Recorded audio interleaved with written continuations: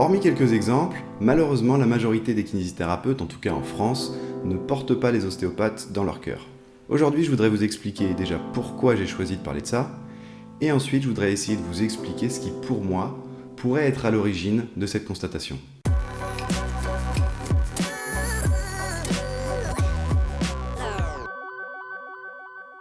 Vincent Mellet pour répondre de manière claire et pratique aux questions qu'on peut se poser sur l'ostéopathie ou la santé en général.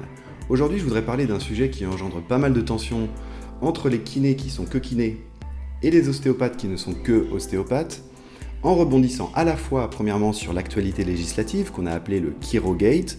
Vous pourrez aller voir ça sur Google. Ça a pas mal bouleversé le monde de la kinésithérapie pendant les derniers mois. La deuxième chose qui m'a alerté aussi, c'est cet excellent article de la revue Kiné à laquelle je suis abonné. Et surtout sur l'animosité ambiante, l'animosité quotidienne sur les réseaux sociaux, dès qu'il y a kiné et ostéo dans la même phrase. Donc aujourd'hui, je vais essayer d'être le plus neutre possible, de ne pas prendre parti. Pourquoi ? Parce que j'ai envie d'approfondir les problèmes soulevés par cette constatation. Deux petites précisions avant de commencer. La première chose, c'est que je ne parlerai pas des kinés-ostéo, ceux qui sont kinés et ostéo en même temps, parce que pour moi, ils méritent qu'on s'y attarde de manière approfondie, de manière isolée. Enfin, en tout cas, isolée dans une autre vidéo. La deuxième précision, c'est qu'aujourd'hui, je vais faire une comparaison. Et quand je fais une comparaison, comme là je vais faire aujourd'hui, je ne veux pas dire qu'un kiné est mieux qu'un ostéo. Pourquoi je ne veux pas le dire ? Parce que je ne le pense pas. Je pense qu'il y a de la place pour tout le monde et je ne dirai jamais que les ostéos ont raison ou que les kinés ont raison. Moi, ce que je pense, c'est quand il y a une incompréhension ou quand il y a des conflits comme ça, chacun a des raisons de penser ou de ressentir ce qu'il ressent. Je vais structurer cette vidéo autour de 4 thèmes et surtout sur leurs différences. Pourquoi ? Parce que je pense que ce sont ces 4 thèmes qui peuvent expliquer la situation. La première chose, c'est les différences qu'il y a entre les études de kiné et d'ostéo. La deuxième chose, c'est évidemment l'argent. La troisième chose, c'est la législation.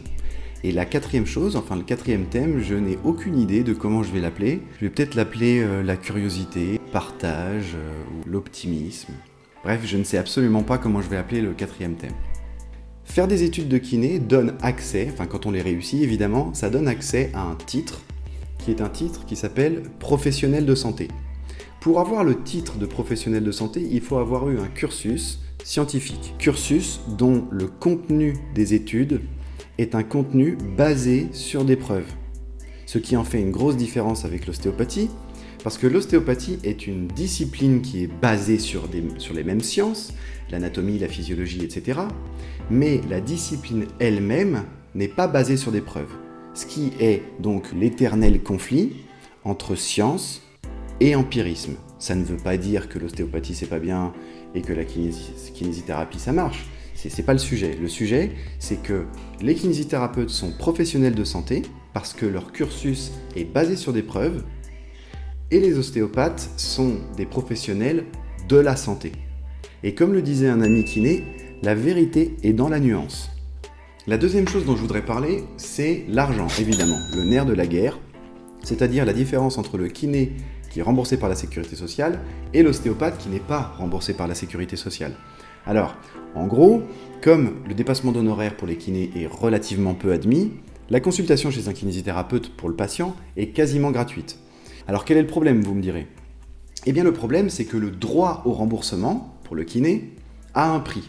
Et ce prix, c'est que son tarif est verrouillé. Il est verrouillé parce qu'il dépend intégralement du contenu de l'ordonnance dont il est aussi complètement dépendant. Les ostéopathes, parallèlement, eux, n'ont pas besoin d'ordonnance pour avoir des patients qui viennent les consulter. Et deuxièmement, une facturation complètement libre. Donc là, ce que je voudrais que vous fassiez, c'est que vous vous mettiez 2 minutes à la place d'un kiné quand il regarde un ostéopathe. Qu'est-ce qu'il voit ? Il voit quelqu'un qui n'a pas passé de concours, il voit quelqu'un dont le cursus n'est pas scientifique, entre guillemets, comme on a dit tout à l'heure, et troisièmement, qui peut facturer autant qu'il veut. 50, 60, 100, 150 €, enfin bref, il facture le prix qu'il veut.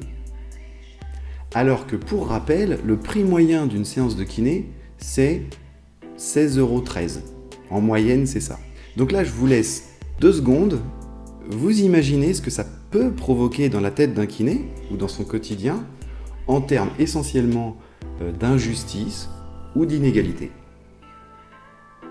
Pour moi, le troisième thème qui peut entraîner des animosités ou des incompréhensions ou de la méfiance, je ne sais pas, on va le définir selon chaque cas, c'est la législation. L'essence même de la kiné, dans ces textes de loi, c'est un patient a un problème, il va voir le médecin.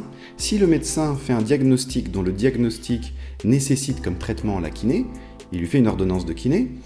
Le patient va voir le kiné qui applique un protocole de soins qui est vérifié, basé sur des preuves scientifiques, comme on a dit tout à l'heure.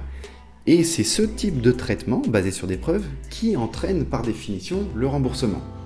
Autrement dit, le kiné a un besoin vital d'ordonnance pour pouvoir travailler. Les ostéopathes, eux, n'ont pas besoin d'ordonnance, c'est-à-dire qu'entre le patient et son traitement, le chemin est direct, il n'y a pas de protocole et de procédure à suivre pour pouvoir aller voir l'ostéopathe. Pas besoin d'ordonnance, pas besoin de diagnostic médical. Et ça ne plaît pas aux détracteurs de l'ostéopathie. Pourquoi ? Parce que pas de médecin égale danger. Ça, c'est un raccourci qui est assez vite effectué. Ensuite, pour terminer sur le thème de la loi, les kinés, enfin les professionnels de santé, n'ont pas le droit de faire de pub. Alors, certains appellent ça de la pub, d'autres appellent ça de la communication. Il y a un vrai débat au sein même des kinés concernant la publicité, concernant la communication pour pouvoir faire connaître ce qu'on fait. Je pense que je ferai une vidéo juste sur ce thème parce que j'ai beaucoup de choses à dire là-dessus. Le quatrième thème, on va l'appeler l'optimisme. J'ai trouvé le titre.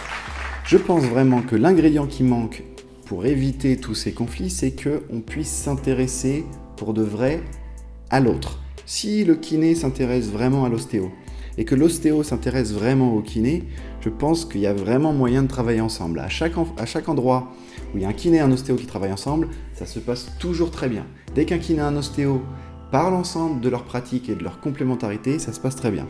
En plus, c'est absolument passionnant. Quand on aime vraiment ce qu'on fait, pouvoir discuter avec un kiné ou pouvoir discuter avec un ostéo, c'est forcément génial, on apprend plein de choses, on commence à se poser des questions, on commence à remettre en cause sa pratique et on progresse. Enfin moi c'est ce que je considère être la chose la plus productive. Et en plus, en partageant ses connaissances, ses expériences avec d'autres professionnels, ça évite une chose qui est à mon avis la source de toutes les violences, c'est qu'il n'y a plus d'a priori, il n'y a plus d'ignorance, ou en tout cas il y en a moins, et on est bon. Je vais conclure en espérant que mes propos vous ont intéressé, que ça peut lancer d'autres débats, et je voulais juste vous parler d'une situation qui moi me désole, elle me chagrine, et elle m'empêche de pouvoir communiquer au quotidien avec les autres professionnels de santé. Tous les jours, que ce soit au cabinet de kiné, d'ostéo, ou même quand j'enseigne, à chaque fois on est embêté par ces petites querelles où se pensent simplement ces incompréhensions entre professions. Je vous attends sur Instagram, je vous attends sur Facebook et sur YouTube évidemment, n'oubliez pas de vous abonner. Allez voir sur Instagram les petites stories, les petites parenthèses pour les compléments que je fais des vidéos YouTube comme ça. Et en attendant la prochaine vidéo, je vous laisse réfléchir là-dessus.